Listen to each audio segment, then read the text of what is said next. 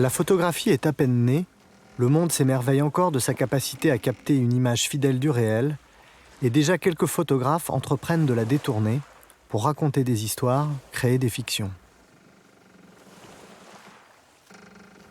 Une barque transporte le roi Arthur mourant sur une mer démontée, faite de tissu, comme au théâtre, et retouchée à la peinture. Une mise en scène de la photographe anglaise Julia Cameron datant de 1874.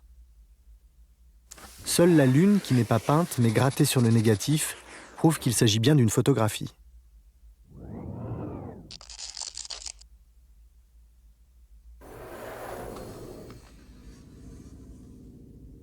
Plus simple mais sans doute plus efficace, l'autoportrait du photographe Bayard qui s'amuse à poser en noyer. C'est un autre type de mise en scène. Ici, c'est bien le véritable corps de Bayard que l'on voit. La fiction naît de l'ambiguïté de l'image.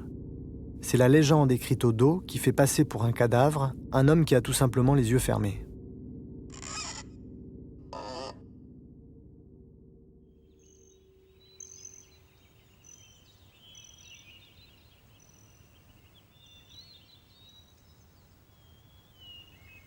Un siècle plus tard, un autre photographe saisi par le vertige de la fiction associe dans une même image les deux registres de la théâtralité et de l'ambiguïté.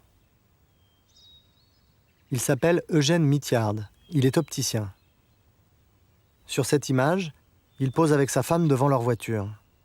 Une situation anodine des années 60 dans le sud des États-Unis. Mais les masques d'Halloween que porte le couple révèlent la violence primitive cachée derrière les apparences, une vérité intérieure que la photographie seule ne peut pas capter.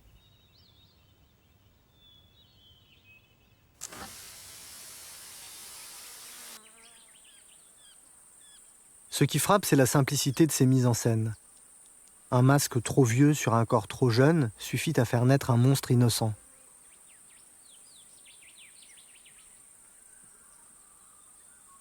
Un masque mal mis suffit à confondre l'envers et l'endroit.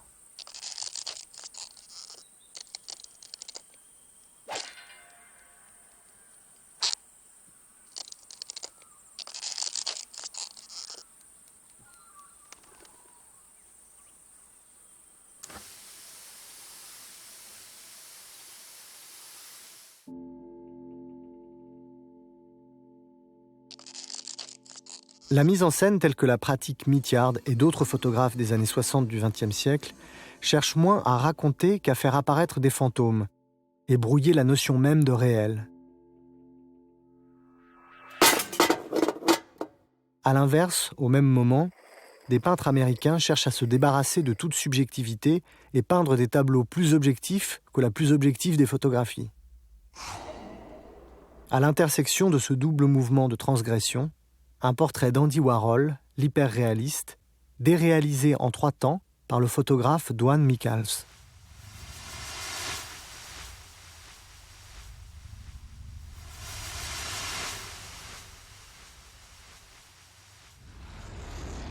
Aux effets classiques de mise en scène, Michals ajoute la durée, le temps du récit, la notion de séquence.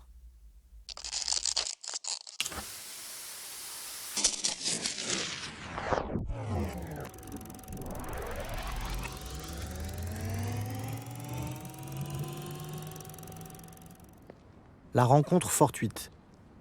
Une simple scène de rue, dramatisée par une décomposition du temps, comme dans un photoroman.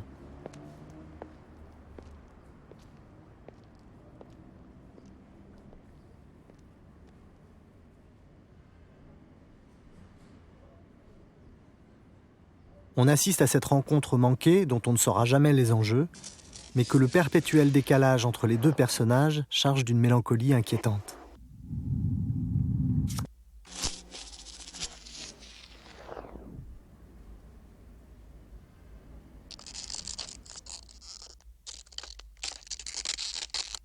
La séquence « Les choses sont étranges » commence dans une banale salle de bain.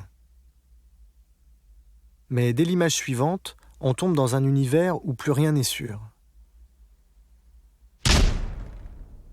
Est-ce l'homme qui est trop grand ou la salle de bain trop petite ?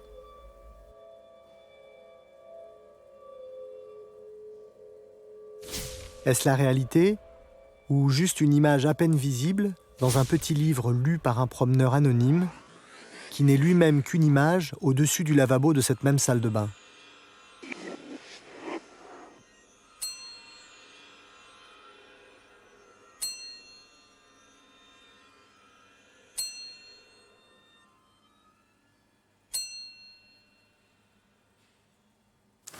La dernière image reproduit la première. La série se referme sur elle-même, prenant le spectateur au piège d'une histoire sans issue. D'une succession d'images fixes naît un monde imaginaire, celui de la vision intérieure, à laquelle semble s'abandonner Andy Warhol dans cet autre portrait de Dwan Michals, Les yeux cachés. Une remise en cause d'une culture photographique sacralisant le regard.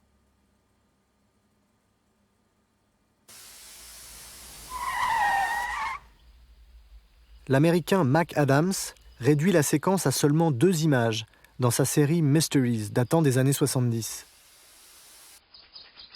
Dans un climat de série B, il montre un début et une fin, un avant et un après.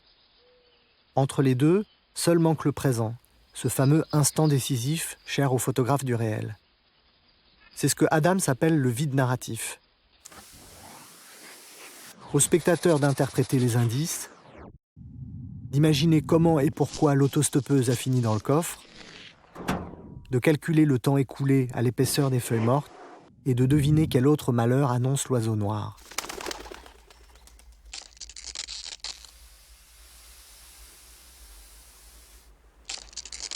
Le mystère des 2 triangles.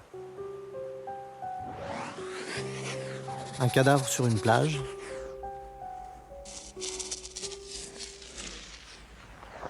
Un homme au tatouage étrange, 2 triangles, les mêmes que ceux qui entourent l'homme mort.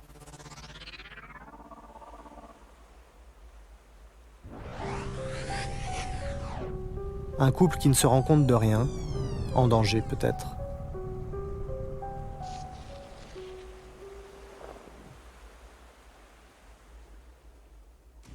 Fumée et condensation. À travers la vitre embuée, on devine une jeune morte. La même main qui tient le verre a refermé la portière de la voiture.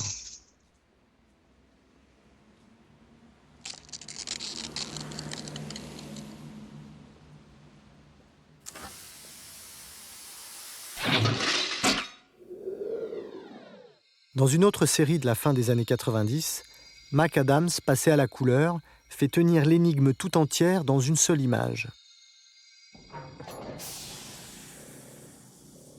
Un objet design, choisi pour sa surface chromée, devient un miroir déformant dans lequel se reflètent des situations dont la violence contraste avec la perfection froide du revêtement métallique.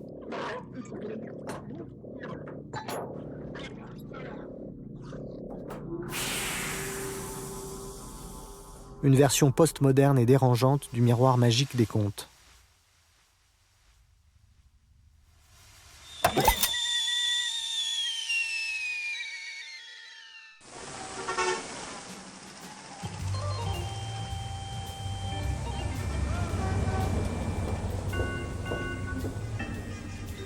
La grande référence de ces photographes qui ont grandi pendant l'âge d'or d'Hollywood, c'est le cinéma américain, avec ses fantasmes et ses clichés. Comme ces photographies qu'on affiche dans les devantures des salles de quartier, qu'on appelle stills, images arrêtées. Des photographies de plateau qui cherchent à condenser tout le drame du film en une seule image.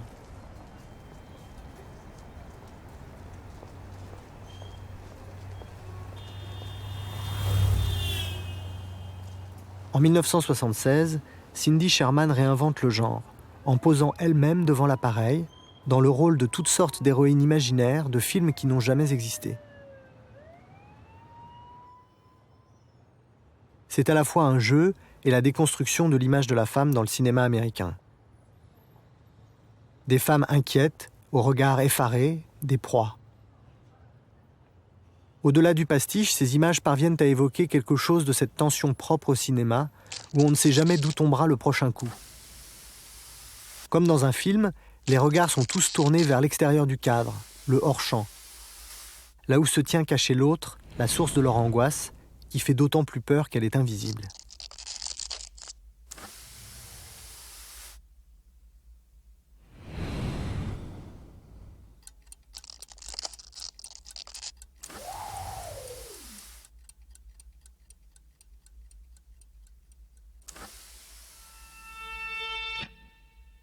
Dans les années 80, Cindy Sherman poursuit la même idée, mais en posant dans des images en couleur. L'angoisse intériorisée du noir et blanc fait place à une image crue, une expression physique de l'horreur et de la mort.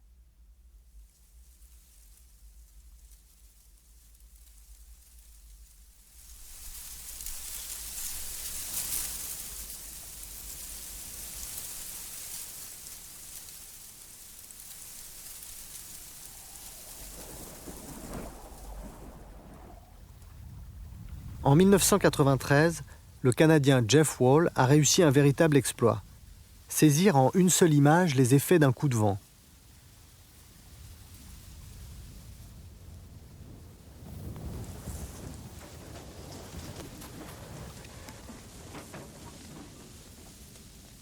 L'arbre, les personnages, les feuilles des dossiers, symboles de l'activité humaine, et le chapeau du voyageur convergent comme par magie pour traduire la sensation de ce vent qui dérange tout.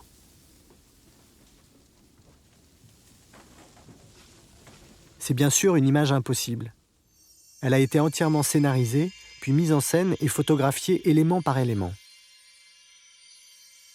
Il a fallu une centaine de clichés pris pendant plus d'1 an et montés sur ordinateur pour créer l'illusion. Mais la reconstitution ici est double, car la photo de Jeff Wall s'inspire directement d'une estampe du peintre japonais Hokusai.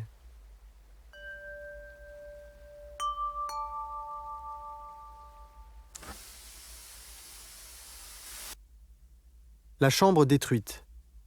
On dit que dans ce décor soigneusement saccagé, Jeff Wall a mis en scène les vêtements de sa femme qui venait de le quitter. Mais au-delà de l'anecdote, c'est encore un dialogue avec un chef-d'œuvre de la peinture, La mort de Sardanapale de Delacroix, un tableau qui fit scandale à son époque. Jeff Wall, comme s'il sautait par-dessus tout un pan de l'histoire de la peinture, en propose une relecture cubiste. Objets et structures remplacent Sardanapale et ses esclaves nus. Jusqu'à la petite statuette de danseuse, figurant la tête du tyran assyrien, seul rescapé de ce désastre.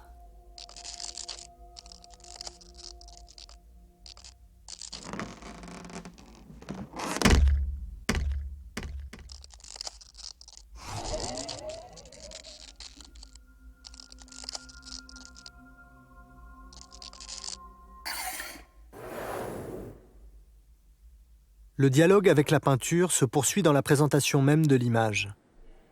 Tirée en grand format sur un film transparent, elle est exposée dans un grand caisson lumineux, comme une affiche publicitaire, afin, dit Jeff Wall, de donner à la photographie un rayonnement que la peinture a perdu.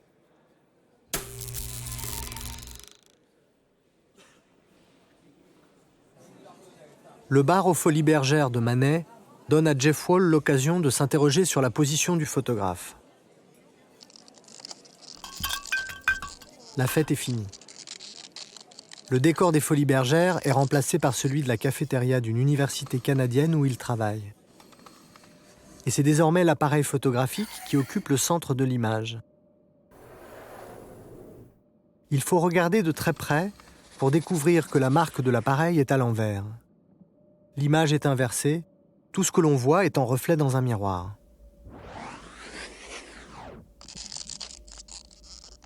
Dans son tableau, Manet se sert du miroir pour dédoubler la situation et montrer en même temps la serveuse de dos, parlant avec un client, et la serveuse de face, comme si nous étions à la place du client. Mais alors que chez Manet, la serveuse se tient réellement devant le miroir, dans la photo de Jeff Wall, le réel a disparu, seul reste le reflet. Il n'y a plus de face-à-face possible. La structure de l'image isole les personnages. Jeff Wall, lui-même, en photographe, est son modèle, chacun prisonnier de son propre monde. Seul les réunit l'appareil photographique.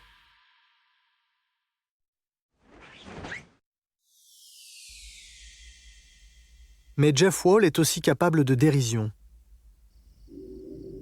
Dans sa grande composition « Le pique-nique des vampires », une réunion familiale nocturne et sanguinaire, allégorie, dit-il, de la ville empiétant sur la campagne, la réflexion conceptuelle fait place à la farce.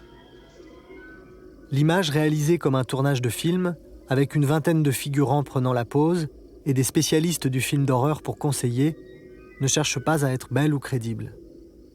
C'est une débauche parodique, une surenchère d'effets et de clichés qui, par ses excès mêmes, est une vision désenchantée du monde dans lequel nous vivons.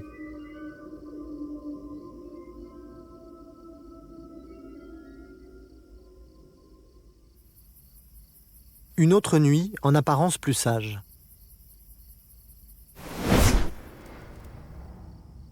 Une comète illumine une fête d'enfants portant des habits d'un autre temps. Dans cette image de Bernard Faucon, seul le paysage est vrai. La comète est une fusée de feux d'artifice et les personnages des mannequins de vitrine, tous des jumeaux, aussi inertes que les 4 chaises que le photographe a soigneusement disposées dans son décor pour structurer l'image.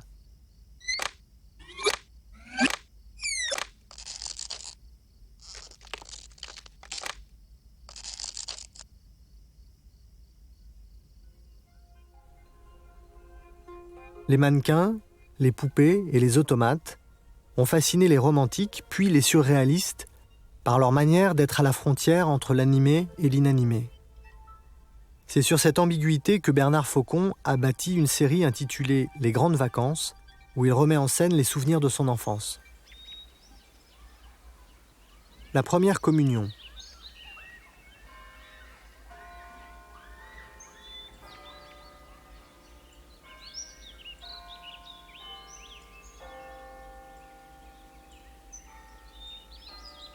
Les mannequins qui cernent de toutes parts l'unique figurant vivant rendent l'image irréelle et semblent redonner corps à la matière même du souvenir.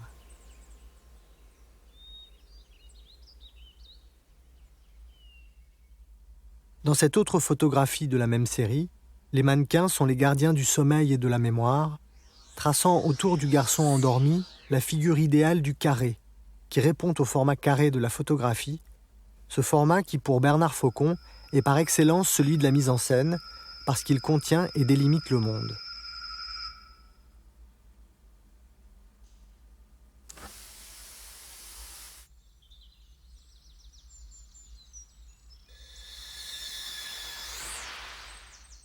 Un autre carré dans une photographie intitulée « L'enfant qui vole ».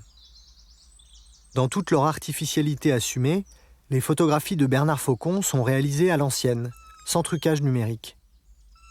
L'enfant qui vole est suspendu à un fil, tandis qu'à l'arrière-plan, d'autres enfants mannequins, à peine visibles, peuplent réellement les lointains.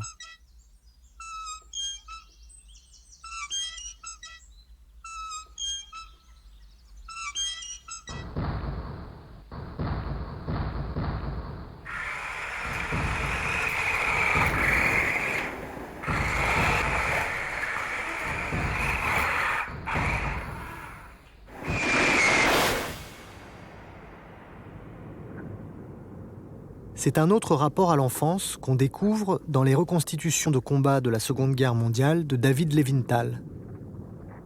Le regard du photographe agit ici comme celui d'un enfant qui joue et efface la réalité qui l'entoure, pour fabriquer un espace sans repère dont seuls ses petits soldats donnent l'échelle. De la mise en scène à grand spectacle sur le coin d'une table. Les décors sont préparés avec un soin extrême. Levinthal va jusqu'à faire pousser pour de vrai l'herbe sur ses champs de bataille miniatures.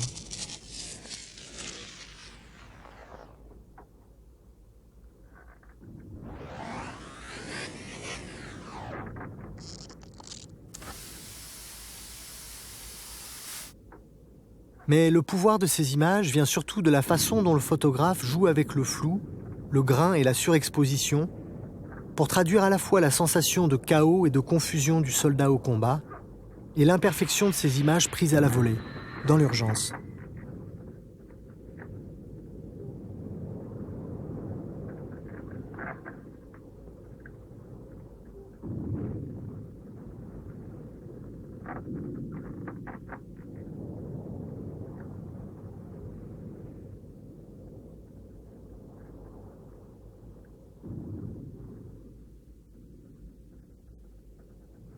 Pour Levinthal, ces images ne sont pas des œuvres en soi, mais les matériaux d'un récit, un faux livre d'histoire, une autre fiction dans laquelle ces mises en scène se mélangent aux documents réels, cartes, discours, citations, dessins, et semble curieusement tout aussi authentique.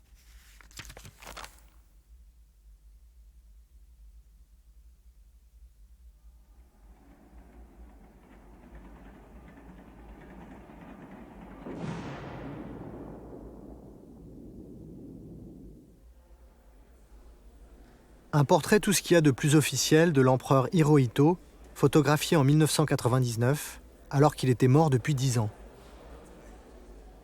Il fait partie d'une série de portraits de gens célèbres du photographe japonais Hiroshi Sugimoto, dont les modèles, morts ou vivants, ont tous en commun de n'avoir jamais posé pour lui.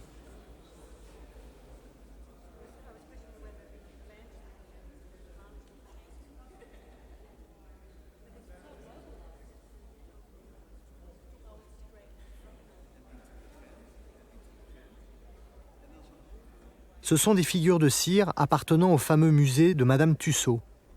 Maquillées et éclairées avec un soin extrême, photographiées en basse lumière avec des temps de pose de plus de 20 minutes pour affiner les modelés et donner l'illusion de la chair vivante.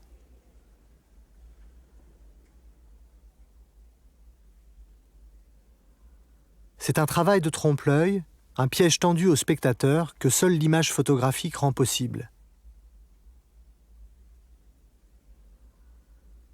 Mais c'est aussi une réflexion sur la vérité des images d'aujourd'hui. Si ces figures de cire peuvent aussi facilement nous abuser, c'est bien parce que les poses et les expressions de leurs modèles en chair et en os sont tout aussi mises en scène.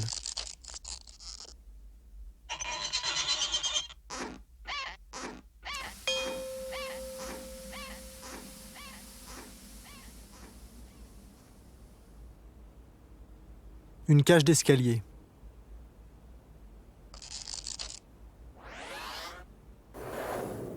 Le haut d'un escalator.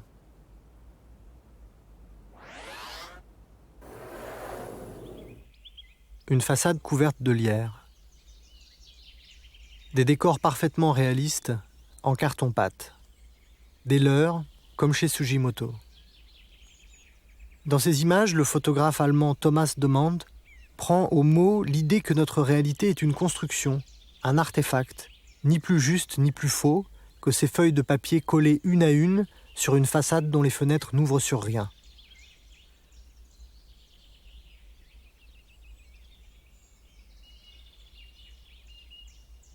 Cette façade est la reproduction exacte de la façade d'une auberge où a eu lieu un fait divers particulièrement sordide. Mais Demand se garde bien de le dire. De même que rien n'indique que cette autre image reproduit fidèlement la pièce où la cinéaste nazie Leni Riefenstahl gardait ses archives. Le regard du photographe se veut totalement neutre. L'éclairage tout en nuances cherche à faire ressortir le moindre détail du décor. Un compte-rendu aussi froid que ces lieux imaginaires, d'autant plus menaçants qu'ils sont totalement vides.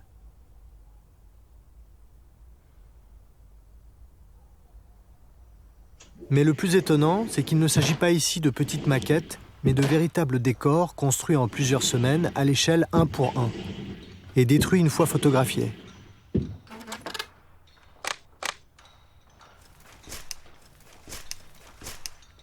Ici, c'est la structure même du décor qui fait la force de l'image. La salle de travail. On peut difficilement imaginer un témoignage photographique plus objectif. Sauf qu'ici, c'est le réel placé devant l'appareil qui est un simulacre. Un bureau de la Stasi après la chute du mur. Reconstruit, photographié, détruit, comme le reste. L'image s'appelle tout simplement bureau. Comme les feuilles éparpillées, la photo est une page blanche. À chacun d'y écrire sa propre histoire. C'est le point commun de toutes ces mises en scène. Elles jouent avec les codes de l'objectivité de l'image photographique, la précision, la neutralité du point de vue, pour ouvrir dans l'ordre du réel des espaces imaginaires où chacun est libre d'aller au gré du vent ou de sa fantaisie.